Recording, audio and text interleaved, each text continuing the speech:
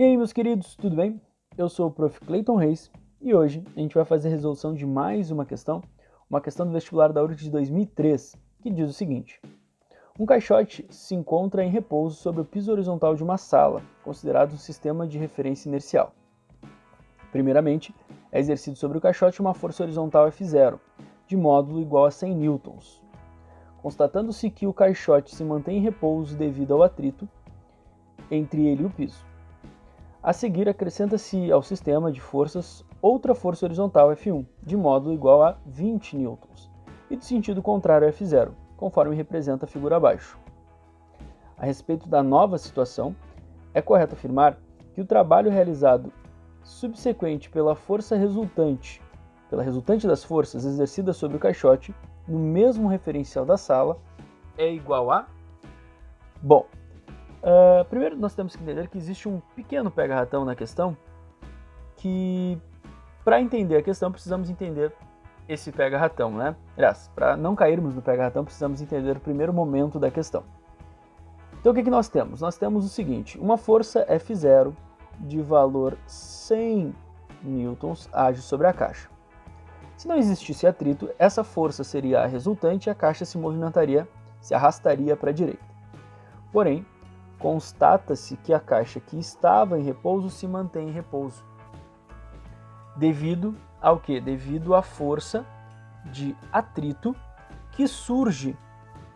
A própria questão fala isso, né? Força de atrito que surge entre a caixa e o piso. O que nós temos que entender aí? Que para o corpo ficar parado, devido às leis, né, de Newton, a lei da inércia, para ele se manter parado, ele tem que ter uma força resultante zero sobre ele. E para que a força resultante seja zero nessa situação, então significa que a força de atrito, que eu ainda posso até dizer que é uma força de atrito estática, né, que é aquela força de atrito que surge quando o corpo não se arrasta, mas tende a se arrastar, a força de atrito estática ela tem que ter o mesmo valor, justamente para que ela anule a força F0 e resulte, né, numa força zero. Certo? Então tem que se ligar nisso. Inclusive, essa característica é uma característica que a gente sempre pode usar para o estático, né? A força de atrito estático ela sempre vai ter o mesmo valor da força que o corpo recebe, né? De maneira que ela acabe anulando essa força e o corpo não se arraste, se mantendo sempre na tendência, né, de se arrastar. Bom, na segunda situação, o que a gente faz? A gente mantém a força F0 de 100 newtons e é feito agora uma força de 20 newtons, mas para o lado contrário ao F0, ou seja, uma força que vai atrapalhar ainda mais a situação de F0. Fazendo o seguinte, analisando essa situação de novo, se não houvesse atrito, nós teríamos sobre esse caixote uma força resultante equivalente à diferença dos dois, né? Lembra que força resultante é igual a um menos o outro quando eles têm sentidos opostos, no caso o maior menos o menor aí, o que vai dar 80, né? 80 para o lado da maior. No caso nós teríamos uma força de valor 80 para o lado de F0, que é a maior, né? Para a direita no caso. Se não houvesse atrito, essa seria a força resultante e o caixote se movimentaria.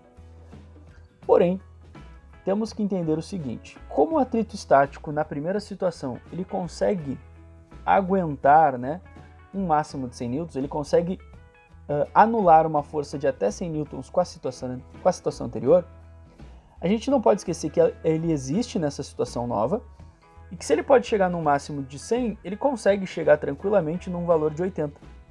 Então, vai surgir uma força de atrito, essa força de atrito estática, se ela consegue chegar em 100 para anular a primeira situação, ela também consegue chegar em 80 para anular essa segunda situação.